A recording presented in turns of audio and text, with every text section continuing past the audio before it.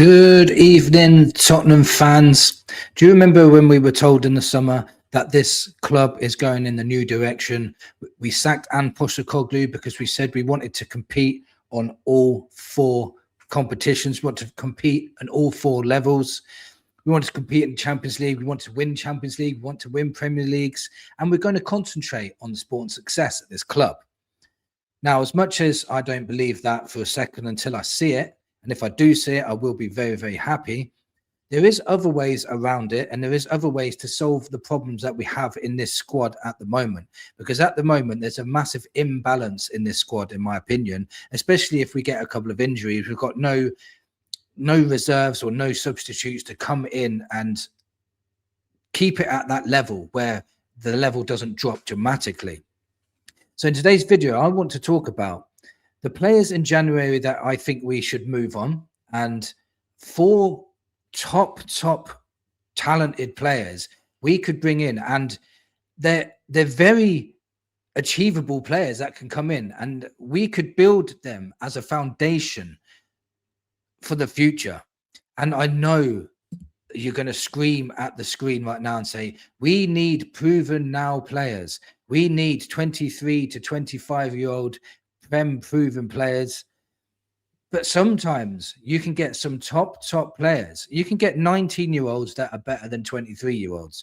We've got a player at the moment, and I'll get into him in a minute, that's out on loan, who's probably better than the backup defenders we've got now. And so I don't believe so much in how old the player is.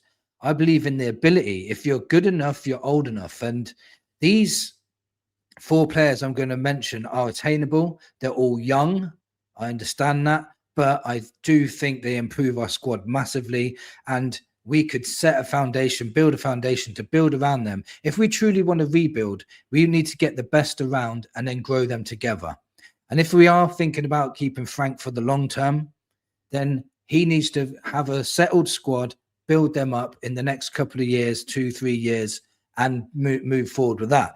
If Frank's not the guy and they swap the guy, whoever it is that they bring in needs to be able to come in and develop the youth to turn into superstars in the Premier League.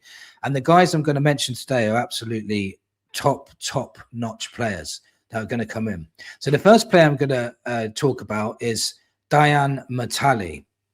Now, this guy is highly rated left back. Can also play left wing back as well. And if I just go bring up his scout report that I just looked at earlier, Dayann Methalie has been a revelation for Toulouse in the 25-26 season, establishing himself as a key starter at left wing back, and attracting interest from bigger clubs like Newcastle United. The 19-year-old is known for a raw athleticism, explosive pace, and versatility across the left side of defence and midfield. He's so versatile. He's already getting scouted by Newcastle, and Newcastle have a solid team as it is, but Newcastle are scouting him. He's quick, he's left-footed, he's explosive.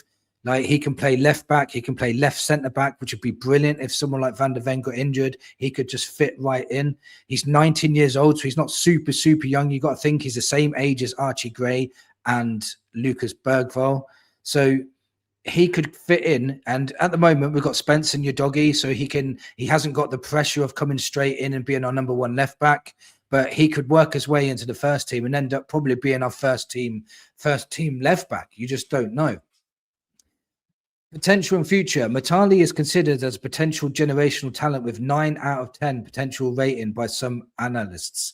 He recently extended his contract with his boyhood club Toulouse until June 30th, 2030, a deal that includes a significant transfer value estimation. Despite being new to professional football this season, his rapid rise and strong performances for both club and the France under-21 team suggest a bright future, with top clubs monitoring his development. So as another French under-21 player, fit in perfectly in this squad with Audebert and Tel. Mawani still here at the moment.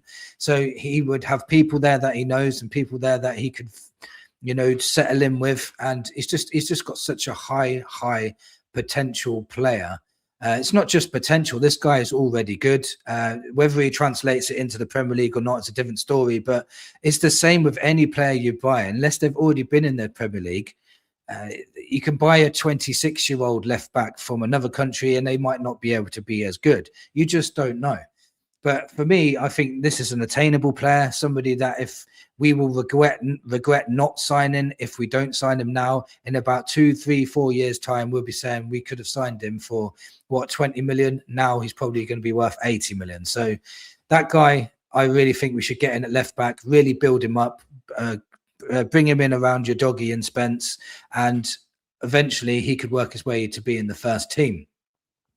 Now, the next guy I'm going to mention is a guy called Nathan De Cat. He's highly spoke of now by a lot of YouTubers at the moment, a lot of Twitter people talking about this, a lot of scout reports going around about Nathan De Cat.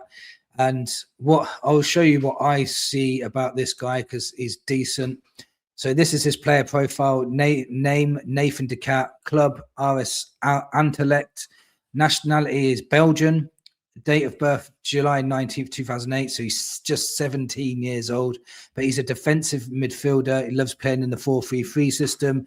He's roughly about 6'3", 6'4". So he's built very powerfully to play in that defensive midfield role. Keep that in mind when you think about him playing in the Premier League. Now, Nathan De Cat is a promising 17-year-old defensive midfielder for Anderlecht, known for his physicality, composure on the ball, strong tackling, and impressive reading of the game. In 2025-26 season, he has become a regular first-team player, attracting interest from the top European clubs.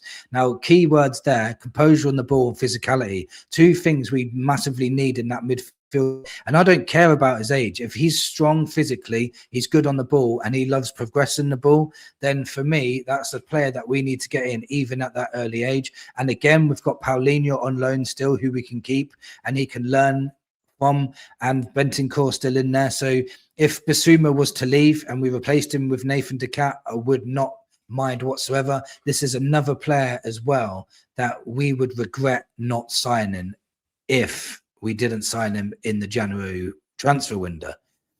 His strengths are composure and decision-making. He handles pressure well and makes smart decisions, maintaining rhythm and fluidity in build-up play. His defensive intelligence. He reads the game effectively, off the ball, confidently, intercepts and passes, and timing tackles well. His passing range is, his passing, especially his long balls, is accurate and a key tool for switching play. Maturity, he shows remarkable maturity for his age and understanding his role and executing reliably. So again, this guy is showing all the attributes that we need for that defensive midfield role. And lastly, transfer speculation. His strong performances have led to significant transfer speculation with clubs like Bayern Munich, Borussia Dortmund, Bayer Leverkusen, and Tottenham Hotspur, all linked with a move. Anderlecht reportedly values the 17-year-old at 25 to 30 million euros, which for me, that you need to spend that kind of money if you want this super talented player to come in. I think, again, we would massively regret it if we didn't. So now we've just solved two positions, left back and the centre defensive midfield role.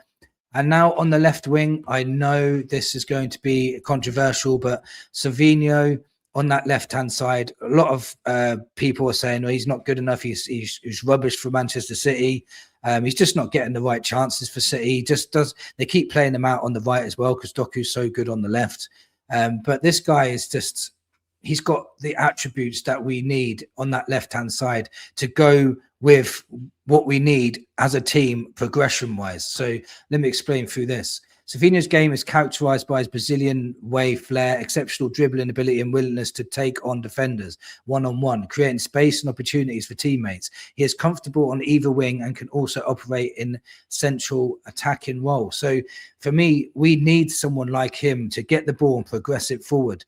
You know, we get stuck sometimes giving the ball too much on the right-hand side to Kudus. If we had two options, Kudus and Savinho, who can both take on players, that would open up the pitch for me massively, open up the pitch for Spurs. It would give players like Xavi Simons a lot more space in that middle because the defenders would be trying to double up on those wings. So I do think he'll bring a lot to Spurs. Also, his primary strength and his ball progression, successful dribbles and chance creation. In his standout season of 23-24 at Girona, he completed the most successful dribbles in the Liga. Pep Guardiola has praised his courage and aggressive attacking play. So again, I just think there's another player that would really improve us. If you add Dayann, Methalie at that left back in the squad, you've got Nathan Decat in the squad now, defensive midfielder, both strong, powerful players, both young, both got really high ceilings. Then you've got Savinho on that left wing, tricky as anything. If he gets into form, he can be some player, because he's still only 21, 22 years old, so he's still got a lot of time to develop. Now, another guy that we all know, unless your head's been buried in the sand, Luka Vuskovic, he is out on loan at the moment, but I do honestly believe we should bring him back in January. He's absolute monster of defender, technically brilliant in both boxes. He can score, he can defend. He's got the whole package. He's probably the only weakness he's got is probably not the fastest, but his positional awareness makes up for that. And he's just got everything you need. He's only 18. If I just show you a couple of stats from him, this was Luka Vuskovic versus Dortmund this year. Most accurate passer, 95%, 100% aerial duels won, 4 out of 4. 4 out of 5 of successful long balls, 2 out of 4 ground duels won, 3 interceptions, 10 clearances, 15 defensive contributions, elite talent. And if you look at this as well, this was his first game for Croatia this year.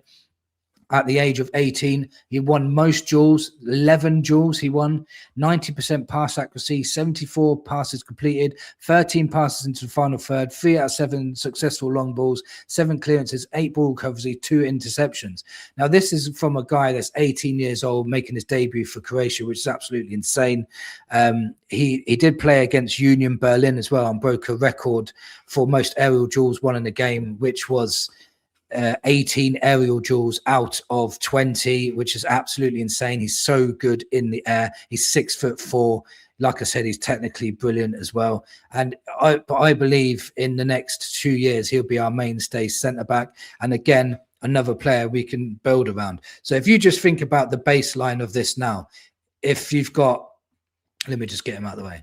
If you think about the baseline that we've got now, you've got, if you had Dayann Methalie at the left back, strong, powerful, quick, versatile, can play left centre back as well. Then you've got Nathan Decat in the defensive midfield role, who's very strong, physical, powerful, and progresses the ball really well. Very good at long balls. You've got Savinho on the left-hand side with all his trickery. You've got Kudos on the right. You've got Archie Gray and Bergvall coming through, who are very technically good, gifted midfielders that could grow together. Xavi's only 22 years old at the moment. Then you put in Vuskovic at centre back, 18 years old, technically brilliant, 6'4" beast, great in both boxes. I just think this would be a massive improvement to our squad, and the foundations would really improve. And I just think then if you sprinkle a couple of really experienced top players in that as well. I don't know what kind of players that Spurs could attract at the moment, because it would be very, very difficult. But these are sort of players that are very attainable. I don't believe that 100 million players want to come to Spurs, so we have to work it a different way. And I do believe this is the way forward. And I honestly believe that you can develop these players into top superstars, and all of a sudden you're catching up with the likes of Arsenal, Manchester City, and the likes of them without spending hundreds of millions of pounds. Whether Spurs do it or not is a different story completely, but I do believe that this could transform Tottenham Hotspur squad completely, especially if you added a sprinkle of top quality players in with this too, and get rid of the ones like Basuma, Ben Davis. I love Ben Davis. I don't mean get rid of him, but, you know, he needs to be moved on. You know, players like Brennan Johnson, I think he'll be looking like he's going to Crystal Palace soon at some point as well. Eventually, Richarlison will be gone, and you're just building this core of strong, physical, technically gifted players, and all of a sudden, problem solved. And that's what you need to do, I reckon. That's the only way we're going to compete in this Premier League, and we need to do something like this very, very soon, because at the moment, it just looks like we're going backwards, and we need to go forwards. Let me know in the comments what you think of any of these players. If you've heard of any of these players, would you like them to come to Spurs or not? Let me know. Thank you for watching, and come on, you Spurs.